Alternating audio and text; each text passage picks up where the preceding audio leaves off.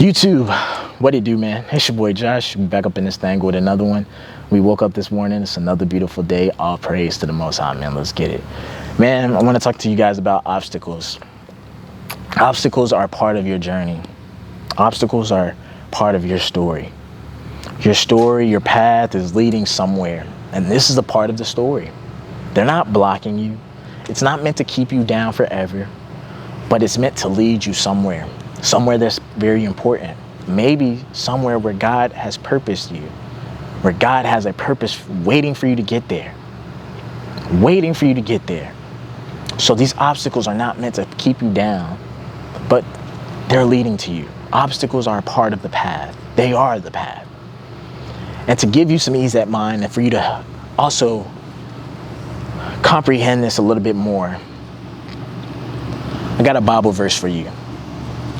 We're going to be reading Proverbs chapter 3, verse 5, and it reads, "Trust in the Lord with all your heart and lean not on your own understanding. In all your ways, submit to him, and he will make your paths straight." I'm going to read it one more time. Proverbs chapter 3, verse 5. "Trust in the Lord with all your heart and lean not on your own understanding. In all your ways, submit to him, and he will make your paths straight." Y'all hear the devil, man? That's how I know I'm doing something right. And that's how you know you're doing something right, is when you see stuff trying to stop you. Y'all see the devil working?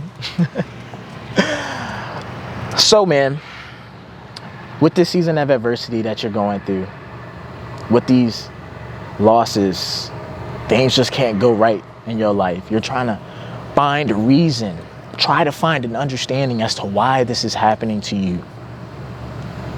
I'm here to tell you that it's not possible for you to understand. It's not meant for you to understand.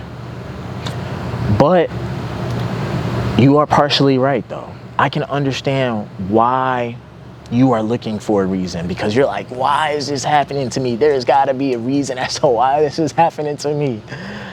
There is a reason as to why it's happening to you. There is. I don't know. You don't know it. Nobody has the ability to tell you why it is you're going through what you're going through. But there is a reason as to why you're going through it. It's not meant for you to understand. Right now, you need to understand that it's meant for you to endure. Not understand, endure. For you to get up every single day and to not know why it's happening or why you're going through it, but just to get through it. Because what else are you going to do? What else are you going to do? Because I'll be damned if you're going to let this keep you down. Because this obstacle is not a part of your journey, not a part of your path to keep you down.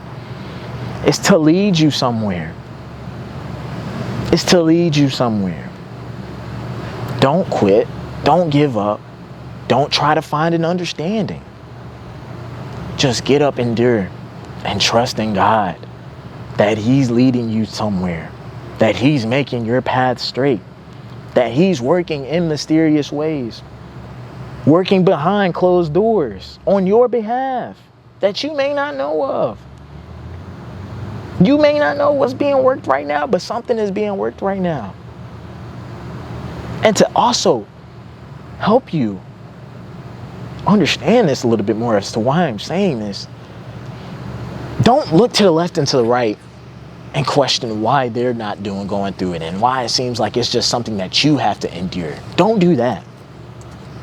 Instead, you need to change your perspective. This obstacle, this big mumbo giant of an obstacle that's been placed in front of you has been placed in front of you for a reason. Maybe because there is a bigger purpose that you have to become, or you have to become a better version of yourself, a more stronger version of yourself, because of the responsibility and the purpose that's waiting for you. Because right now, your current self, you're not ready to shoulder that responsibility.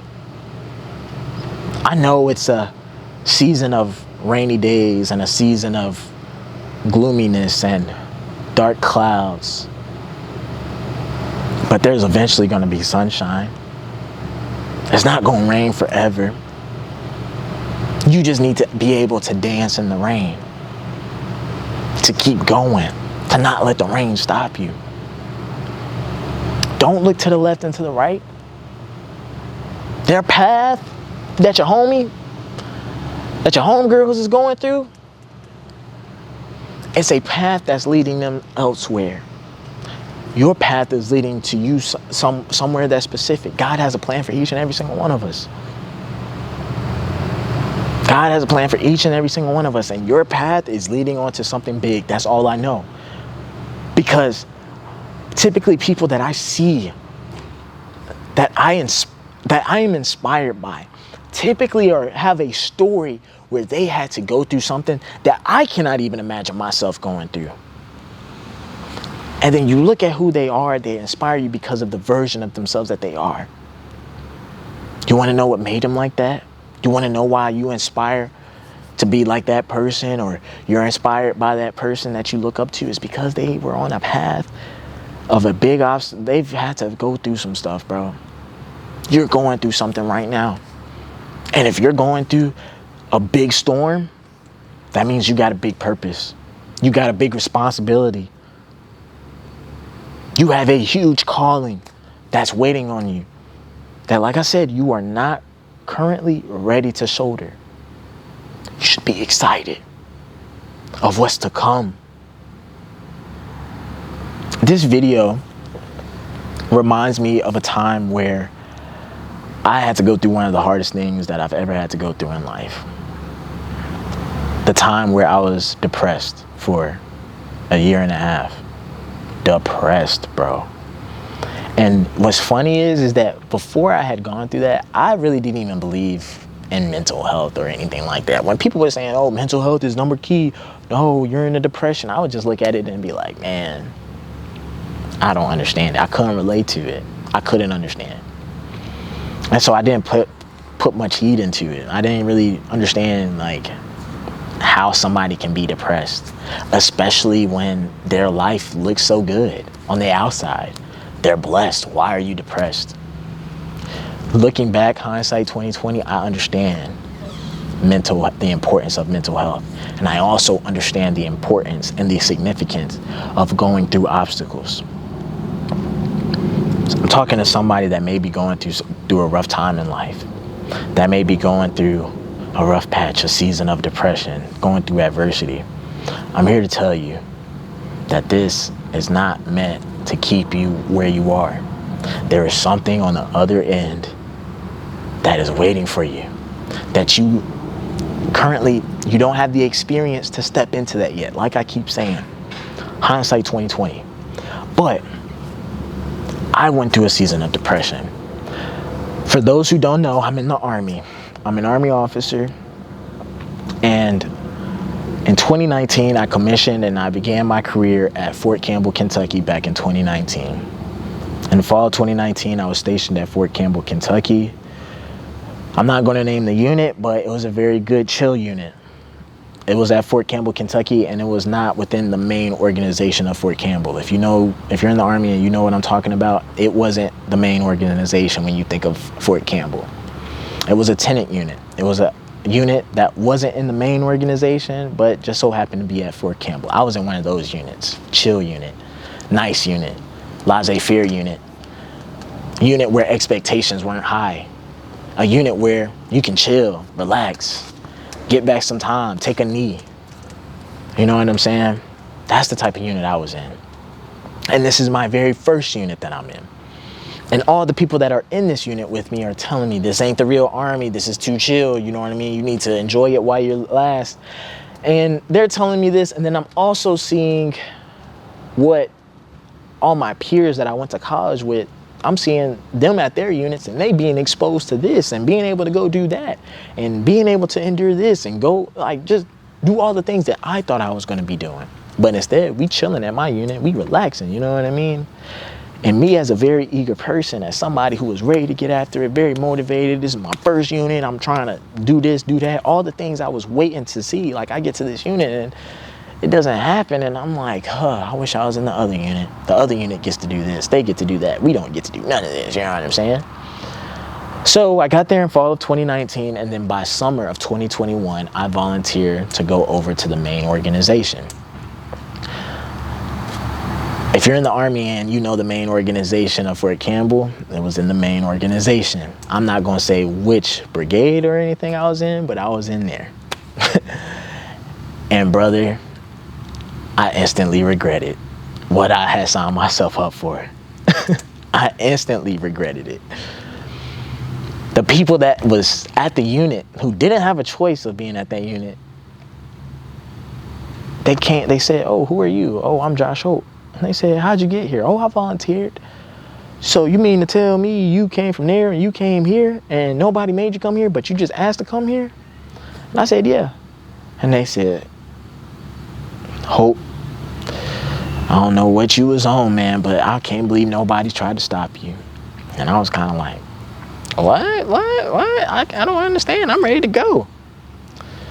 Within 90 days of being in this unit, I instantly regretted it. And within the first 90 days, I was looking for a way out. I was looking for a way out. I had to go. I could not. I was like, oh, yeah. I didn't know this was waiting for me.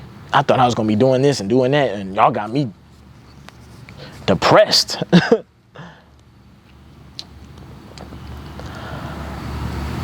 I was learning what not to do from my leader, the person who was in charge of me.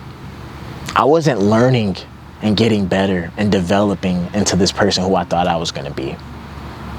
I was learning what not to do, what I was not going to make my soldiers and my officers that were under me when I was in that position. When I got to that position, I was like, I'm not going to do that. I'm not going to do that. And everybody that was in the unit with me was on the same page. They said, bruh, this is for the birds, man. I remember I was 23 summer of 2021, and I turned 24 that fall. And the day before my birthday, I remember that something had went down. I'm gonna just go ahead and tell the story. We had a soldier the day before my birthday on September 15th, 2021, unalive himself, ended himself.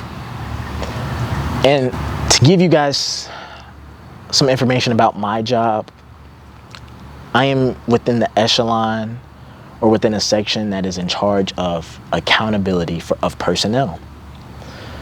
In the military, we have to make sure that every person is where they're supposed to be. In the military, if you are not where you're supposed to be, aka AWOL, also known as absent without leave. I know some of y'all didn't know what AWOL meant, but it's actually an acronym that stands for absent without leave. Yeah, if somebody was not where they were supposed to be, they were AWOL and bad things happen. And I do this for about 700 people, a 700-man organization or 700-person organization. And it's not me going and checking all 700 people to make sure they're there. I have about 7 leaders that are over this 100, and they come and report to me and they say, hey,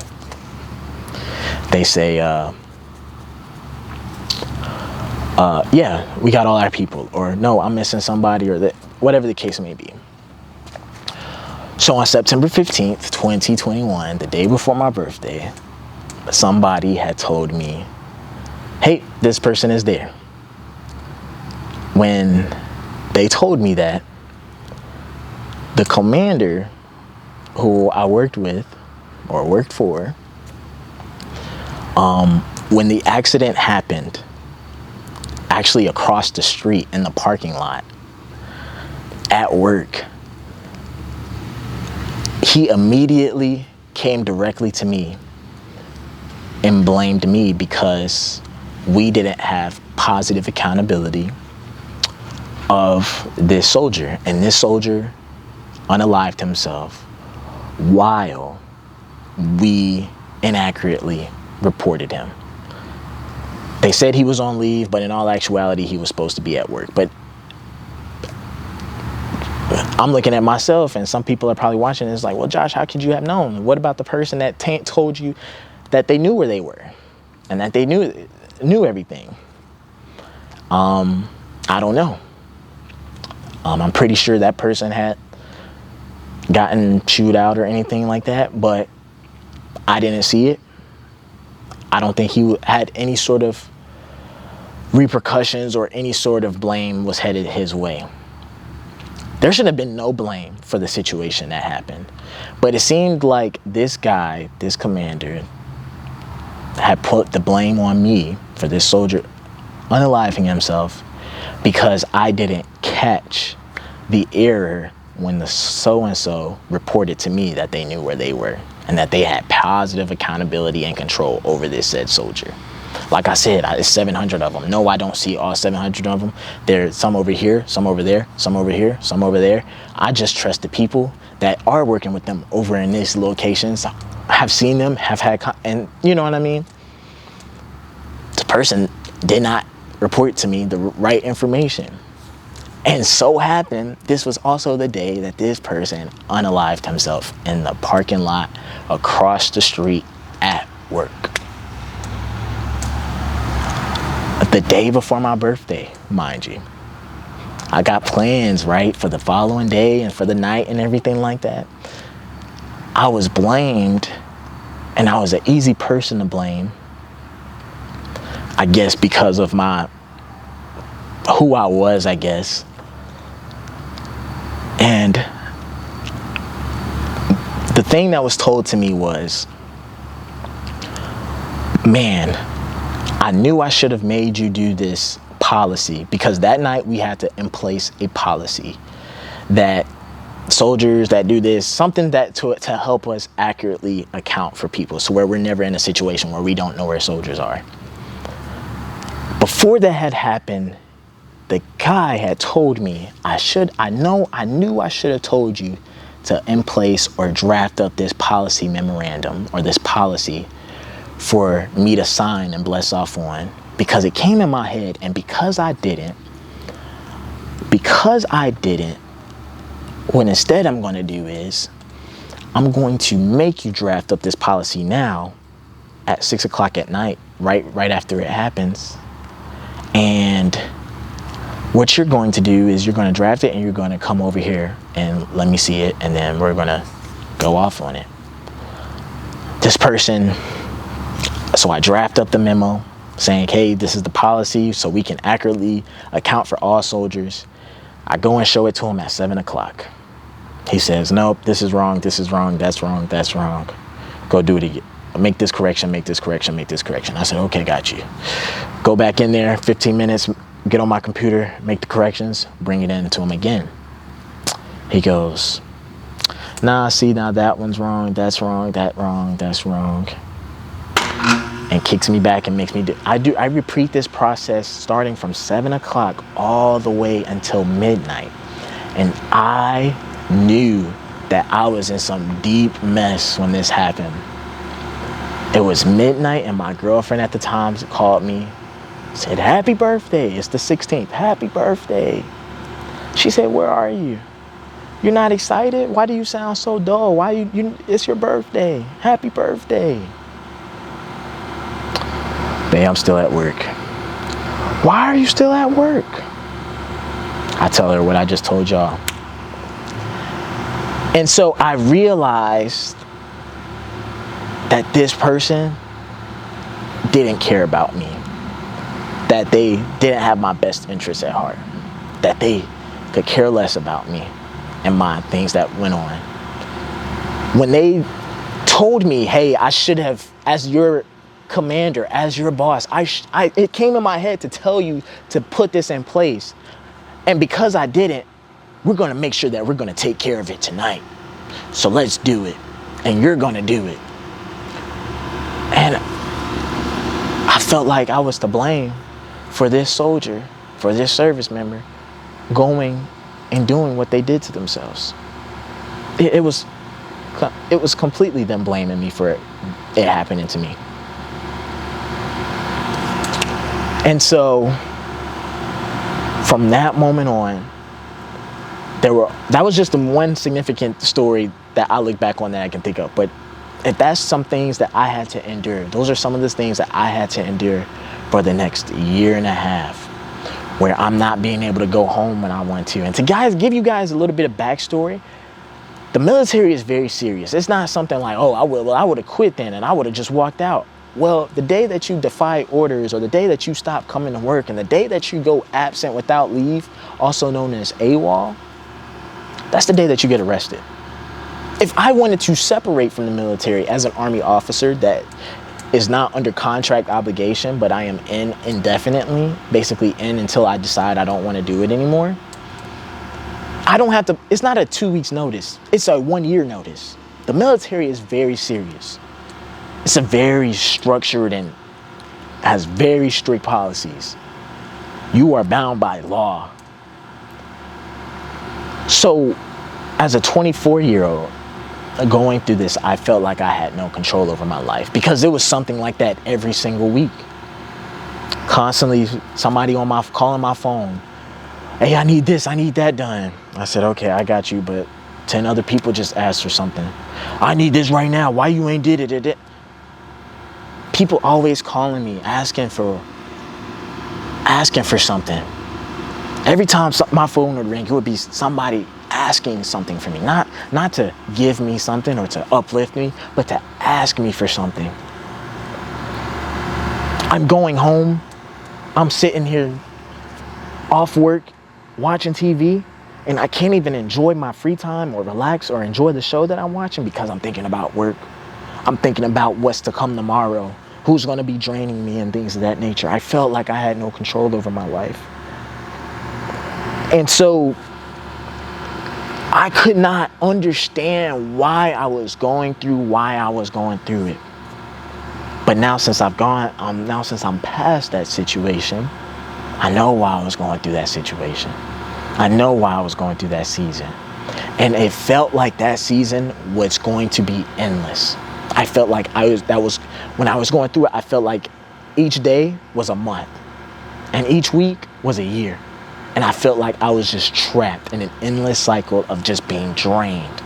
Having 300 messages on my phone, having 20 missed calls on my phone, understanding that if I respond to a text message, that if I call somebody back, it was going to be somebody sucking the energy out of me. Somebody from that unit. And it was all because of that commander, that leader, and the environment he made, to the point to where everybody was just trying to make sure that they were good and everything. And, oh, Josh, you need to do this. Josh, you need to do that. Being completely drained. So I understand if you're in a season of depression, I kind of understand how you feel when you feel like you don't have no control over your life. You have no control of how you're feeling.